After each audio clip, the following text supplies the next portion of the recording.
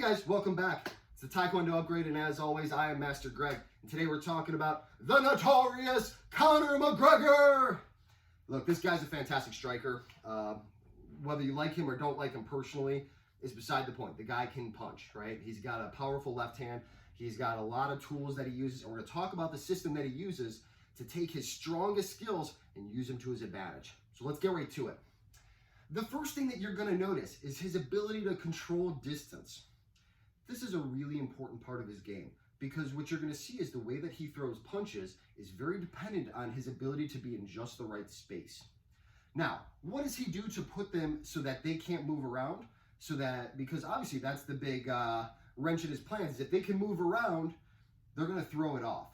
And so octagon control becomes really important to a guy like him because he wants to always maintain the space so that he can hit them and they cannot evade and get back out of there. Whereas if they come after him, he can move back out of range and be totally safe. And in fact, that works to his advantage. We'll talk about that in a bit. But what he's going to do is he wants to put their back up against the cage. Now, how does he get there? That's a really good part of his strategy. The first thing you'll notice is, especially in his earlier career, you see him do this a lot. He comes out, the deep karate stance, and the first thing he does is he throws a lot of kicks. He throws roundhouse kicks, he throws this hook kick, he throws turning wheel kicks, including the capoeira style where he puts his hand on the ground. You see him throw, the flying roundhouse kicks and stuff like that. You see him throwing a lot of side kicks. This is all designed for an intention. If you notice, his success rate on landing this stuff is very low, particularly the turning wheel kick. I don't think I've ever seen him land a turning wheel kick, and yet he uses it a lot. And he does this because he backs them up with it. Now, every once in a while, somebody will try to evade out and come back in, and that works to his advantage. Once again, we'll come back to that. But for the most part, he uses this to put them where he wants them. If they start trying to escape this way, he'll use that hook kick, and he'll draw them back. He'll use the roundhouse kick and draw them back. If they come too far forward and he doesn't like them, he'll start planting front kicks here, right? And he puts them back so that now they cannot evade back. The only place they have to go is forward, and that works to his advantage. In the meantime, what ends up happening is they sit here. They're looking to they're thinking that they're going to be in the pocket. And what he does is he convinces them that they're in the same range, but they're not.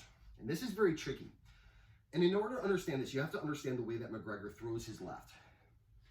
When he throws his left, when he comes out, he's in this stance, this back stance, but he switches to this front stance. And what he does is he leans his head to the right. Now, normally we've talked about how you never want to lead with that power hand because it's a sucker punch, right? There's an exception to that. He'll lean way to the right and then throw it from here. Now, I want you to notice what's occurred here. From right here, look how my jab crosses well out of range, right? But what he does is by leaning forward, it puts him in range and he can still evade out. But from right here, if I'm going to connect with him, look how much distance I've now covered as I straighten from my wrist all the way to my foot in one big line. This is also the key to his punching power. Most people, they punch with their hips. He puts his whole body into this punch. As you notice, it's one straight line from his wrist all the way back to his foot. And this is a really important part of his damage that he does. This is why his left is so scary. He has such knockout power. He's already very big for his weight. Whether he's fighting at middleweight or lower weights, he's a very big guy, and he usually is a little bit taller than guys already. But when he can put this weight behind it as one straight line, man, that is a scary punch. And he knows he is way more likely to do damage than they are. So from right here, as he throws this, he's going to lean into the right. And once again, he thinks we're at the same range. But look, I can't hit him from here if I'm doing standard, classic style boxing. But if leaning to the right, pow, this becomes a very easy cross to set up. And he's very accurate, and he practices this a lot. In the meantime, he also has this left uppercut that you'll see him throw a lot. And he'll, just like most people use cross, hook, cross, he uses cross, uppercut, cross. And sometimes he'll throw it more like an overhand left, where it comes here, pop, pop. And see how I kind of work at this diagonal? Pop, pop, pop. You'll see him do that a lot. Now, he will throw in his jabs and stuff, where he comes in here. But once again, his jab and his pawing is mostly to establish a base. He uses it as a rangefinder way more than he uses it to actually strike. Now, you'll see him strike with the left, but the majority of the time, he's in here, pop, right? to land that big, powerful punch from a range where they can't hit him.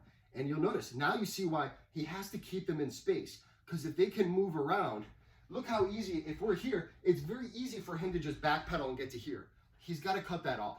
And so what he does is, he keeps them pinned. Now, what if they decide to go even further back against the cage? That's great for him. That's what he wants.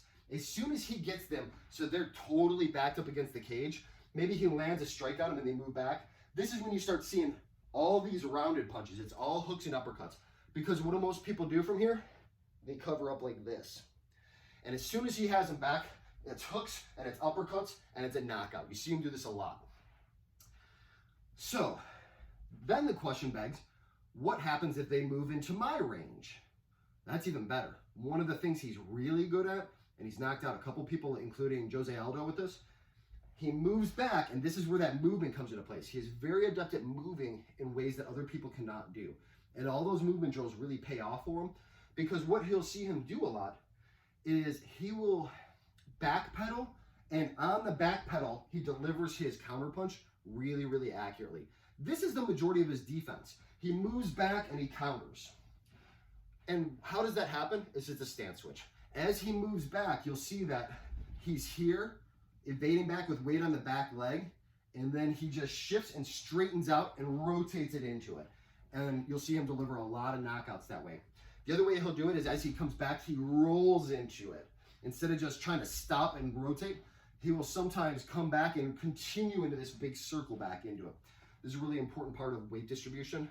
But the majority of the time when you see him do this, as they're coming in here, he doesn't even throw a lot of like defensive movements. He doesn't block a lot. He doesn't head move a lot. It's mostly just footwork. And then, bam, I'm going to go straight down the center. And his philosophy is basically, as they're coming in with their punches, he doesn't care what they're going to throw because he's going to be off the line. Look how far off the line my head is here. As they're throwing punches up top where my head was, I've dropped down. And if you try to come back to compensate for it with like a hook or an uppercut, bam, that's when I come up with that uppercut. This is really a more important part of it. As he drops down, his head's off the line and he's guarded on this side. So if this guy's playing in this in an orthodox stance and they throw a counter punch here, where's his head? It's gone and it's covered by his shoulder. And meanwhile, that nasty straight is coming at me and it's from a further range and he's backing up and driving through me. So his defense is an offense.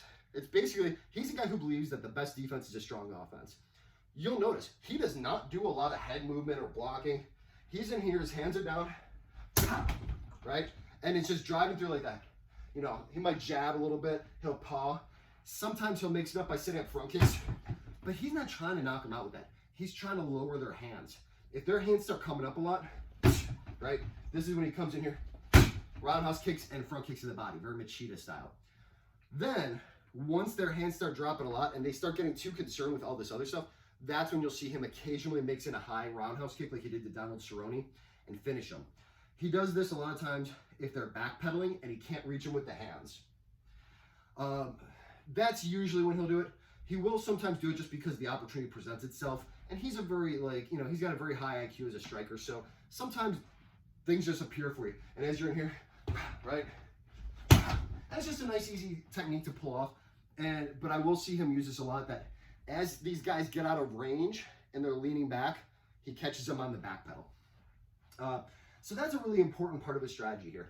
Now, like I've said, when he gets them backed up, it's all hooks and uppercuts. He does the same thing if guys back him up against the wall. You start seeing him wild, throwing these big hooks and big uppercuts here. And the reason he does that is that as they're throwing these straights and they're thinking about going down the pipe, he's just wailing and teeing off on them. He wants them so worried about these hooks and uppercuts that are coming at him that they can't afford to be super aggressive.